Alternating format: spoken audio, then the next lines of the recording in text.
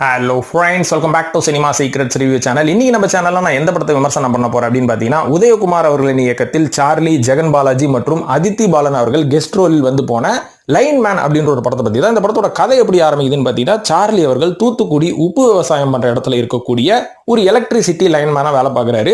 இந்த பக்கம் அவரோட பையன் யாருன்னு பார்த்தீங்கன்னா, நல்ல எலக்ட்ரிக்கல் இன்ஜினியரிங் படிச்சு முடிச்சுட்டு ஒரு கண்டுபிடிப்பு நம்ம பண்ணணும், ஒரு சாதனை ஒன்று பண்ணணும், மக்களுக்கு புரோஜனமான ஒரு கண்டுபிடிப்பை நம்ம வந்து நிகழ்த்தணும் அப்படின்னு சொல்லி அவர் ஒரு பக்கம் ஒரு ரிசர்ச்ல இருக்காரு. இன்னொரு பக்கம் இந்த உப்பு விவசாயம் நடக்கக்கூடிய அந்த சரௌண்டிங்ல ஏற்படக்கூடிய அரசியல் மற்றும் அந்த இடத்துல இருக்கக்கூடிய ஒரு ஆதிக்கவாதி அவன் வந்து அந்த ஊர் மக்களை எப்படி குடும்பப்படுத்துறான், எப்படி வந்து தன்னோட கண்ட்ரோல்ல வச்சுக்கிறான். அது மட்டும் இல்லாம அந்த இடத்துல எலக்ட்ரிசிட்டி திருட்டுன்னு ஒன்று நடக்கும். இந்த எலக்ட்ரிசிட்டி திருட்டு வந்து அங்க இருக்கிற அந்த ஆதிக்கவாதி வந்து யூஸ் பண்ணிப்பான், திருடி யூஸ் பண்ணிப்பான். இதனால அங்க இருக்கக்கூடிய மக்கள் கொஞ்சம் அங்க இங்கன்னு போயிட்டு வரும்போது இந்த திருடப்பட்ட மின்சாரம் பாதியிலே அறுந்து கிடக்கிறனால நிறைய மக்கள் அதுல பாதிக்கப்பட்டு இறந்து போயிடுறாங்க. ஸோ இந்த மாதிரியான ஒரு கதை தனியா போயிட்டு இருக்கோம்.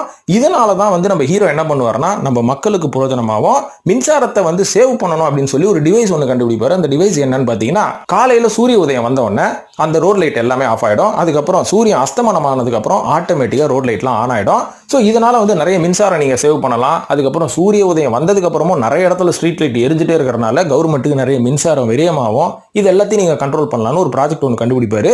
அதை கலெக்டர் கிட்ட கொடுக்கணும்னு போராடுவாரு. ஆனா பெருசா கொடுக்க முடியாது. அதுக்கப்புறம் அவரோட நண்பர் ஒருத்தர் என்ன சொல்லுவாருன்னா, நீ சென்னையில போய் சிஎம் பாத்துற அப்படின்ற மாதிரி சொல்லுவாரு. அங்க போனாலும் செவுத்துல அடிச்ச இந்த மாதிரி திருப்பி வெளில வந்துருவாரு. இதுக்கப்புறம் கடைசியில அவரோட கண்டுபிடிப்பு மக்களுக்கு வந்து பிரோஜனம் அளிச்சுதா, அது வந்து கவர்மெண்ட்டை போய் சேர்ந்துதா அப்படின்றது மீதி கதையாக இருந்தாலும், இந்த கதைக்குள்ள நடக்கிற ஏகப்பட்ட அரசியலுக்கு தீர்வு கிடைச்சதா அப்படின்ற மாதிரி தான் இந்த படத்தோட மீதி கதை எல்லாமே போயிட்டு இருக்கு.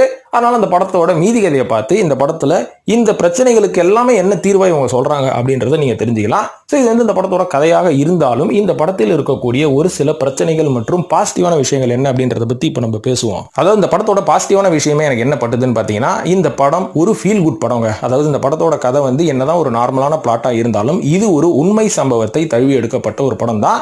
இது வந்து அந்த படம் முடிவுல தான் நம்மளுக்கு தெரியுது. இது மாதிரியே ஒரு மனுஷன் இருந்தாரு, இந்த மாதிரி ஒரு ஆராய்ச்சி வந்து மக்களுக்கு வந்து பயனுள்ளதா ஆக்கணும்னு சொல்லி கொண்டு போய் சேர்க்கணும்னு முயற்சி பண்ணாரு. ஆனா அவர்கள் சேர்க்க முடியல அப்படின்ற மாதிரி ஒரு நீட்டான ஒரு நரேஷனை கொடுத்துருக்காங்க. ஒரு நல்ல ஃபீல் குட் படமா தான் இருந்தது.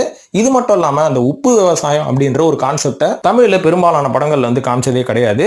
ஆனா அந்த மக்களுக்கு இருக்கக்கூடிய பிரச்சனைகள் என்ன அப்படின்றதையும் அவங்க ரொம்ப நல்லா தத்ரூபமாவே காமிச்சிருந்தாங்க. இந்த படத்துல நடிச்ச சார்லி அவர்களோட நடிப்பை பத்தி நம்ம சொல்ல வேணாம். இந்த படத்தின் ஹீரோவான ஜெகன் பாலாஜி அவர்கள் அவ்வளோ அற்புதமா நடிச்சிருந்தாரு. அதனாலே இந்த படம் வந்து என்னதான் கொஞ்சம் ஸ்லோவான ஒரு சின்ன டிராமாவா இருந்தாலுமே கூட நம்மளுக்கு பார்க்கணும் அப்படின்ற மாதிரி தோணுச்சு. எந்த இடத்துலயும் போர் அடிக்கல. அந்த அளவுக்கு உங்களோட நரேஷனும் ஸ்கிரீன் பிளேவும் வந்து ரொம்ப நீட்டா இருந்தது அப்படின்னு நான் சொல்லுவேன். இதெல்லாம் இந்த படத்தோட பாசிட்டிவாக இருந்தாலும் இந்த படத்துல ஒரு சில பிரச்சனைகளும் இருக்கு. அந்த பிரச்சனை என்னன்னா, இந்த படத்தோட கதை கருதான். ஏன்னா இந்த படத்துல எந்த கதையை மையப்படுத்தி இவங்க சொல்ல போறாங்க அப்படின்றதுல ஒரு மிகப்பெரிய கன்ஃபியூஷன் வந்துருச்சு.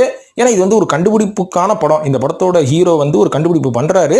இதை பத்தி தான் நம்ம பேசணும் அப்படின்னு ஃபோக்கஸ் பண்ணியிருந்தா அதை மட்டும் தான் பேசிருக்கணும், டீடைலிங்கா பேசிருக்கணும். ஆனா அதை பத்தி டீடைலிங்கா பேசல.